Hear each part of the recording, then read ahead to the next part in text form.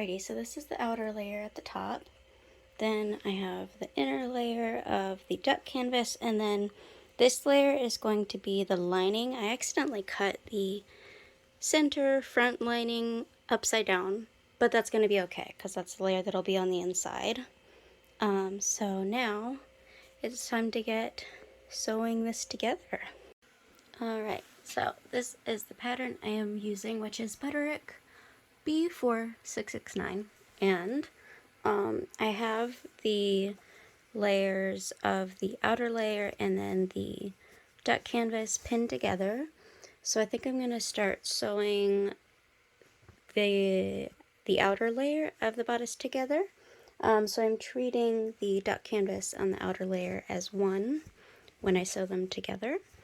And then when I do the lining, I'll have the wrong side facing the wrong side of this. That way the edges will, the seams will be hidden and it'll look nice on the inside. So it's time to start sewing.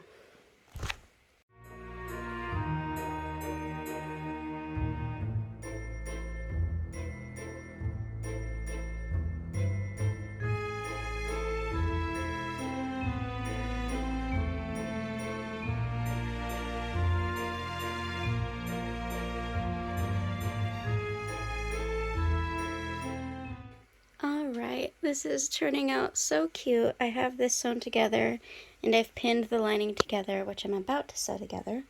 But I kind of put it on and like held it onto myself. And it seems like the sizing is really spot on. So if you want to make this pattern as well, I believe I made the size 18, which corresponded with having a 40-inch bust. I believe that's the size I made. But it's really cute, and I think the sizing is actually really good on it, so pretty trustworthy sizing wise, at least for me so far, I think. But we'll see once it's finished so that I can like lace it up and everything. But I need to go ahead and sew the lining together, and I'm going to continue listening to Hocus Pocus kind of play in the background as I sew.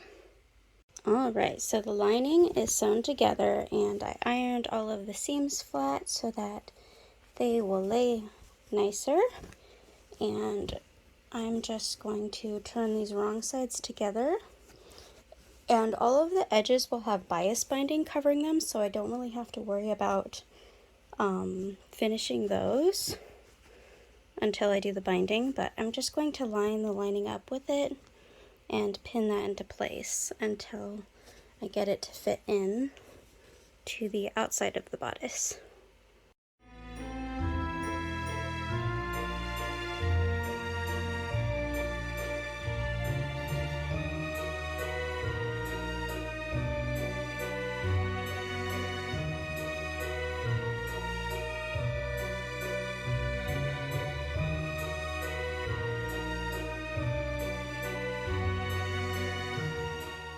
Alright, so I did want to use black bias binding on this kind of corsety bodice, but I don't have any black.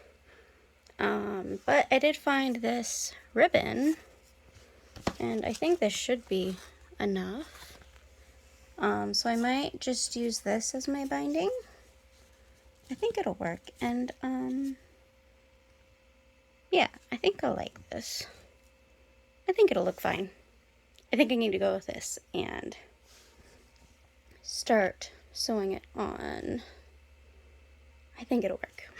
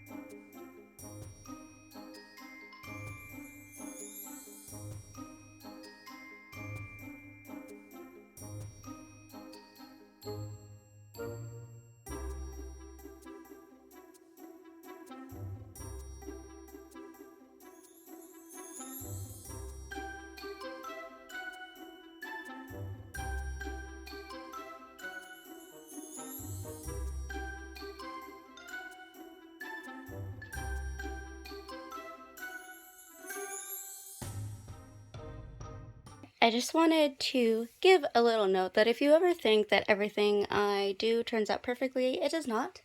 And I make lots of mistakes, as I make things as well. So, I started sewing on this binding. I took some apart already that I had already done because I started putting the binding on before putting in boning. So I had to undo binding so that I can, I'm going to make boning channels and then put in boning before I finish the binding. I don't know what I was thinking that I could finish the binding before putting in boning, but here we are. It is turning out super cute though. I did leave this space here because that's fine to have in before boning, but I'm going to unpick up here and take out all that stitching so that when I sew boning channels I can slide the bones in.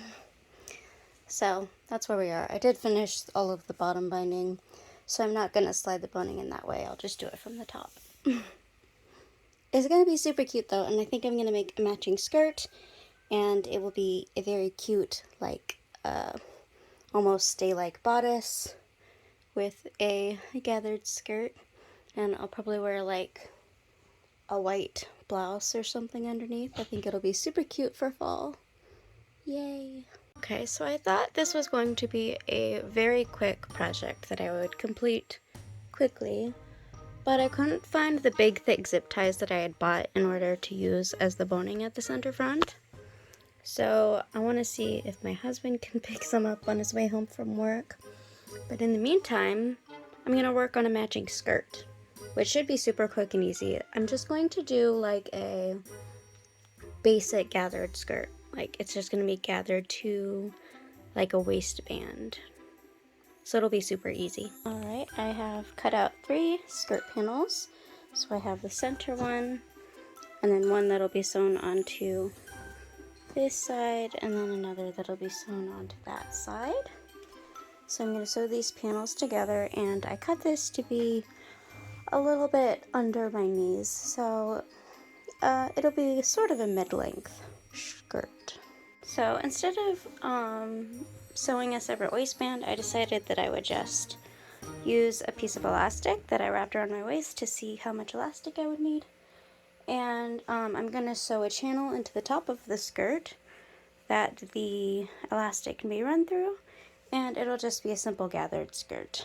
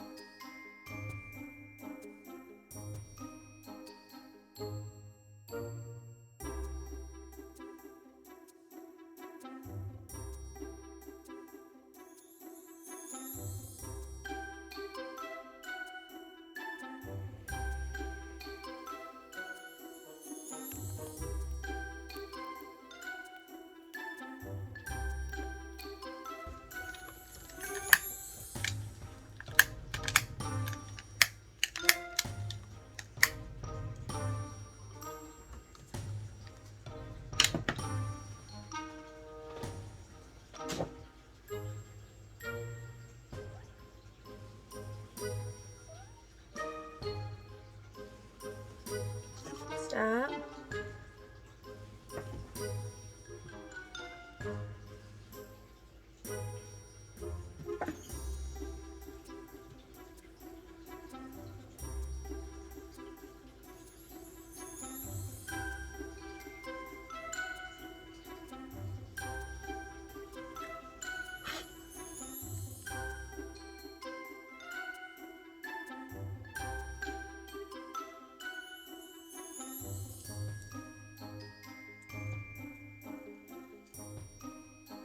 Alright, so I just finished sewing on all of the binding for the arms.